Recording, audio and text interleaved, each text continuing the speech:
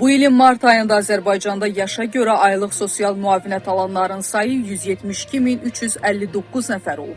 Xəbərlər.net Yeni Avaz İsnadən xəbər verir ki, bu barədə Əmək və Əhalinin Sosial Müdafiəsi Nazirliyi yanında Dövlət Sosial Müdafiə Fondundan məlumat verilib. Məlumata əsasən yaşa görə aylıq sosial müavinət alanların 37,9%-ni kişilər, 62,1%-ni isə qadınlar təşkil edib.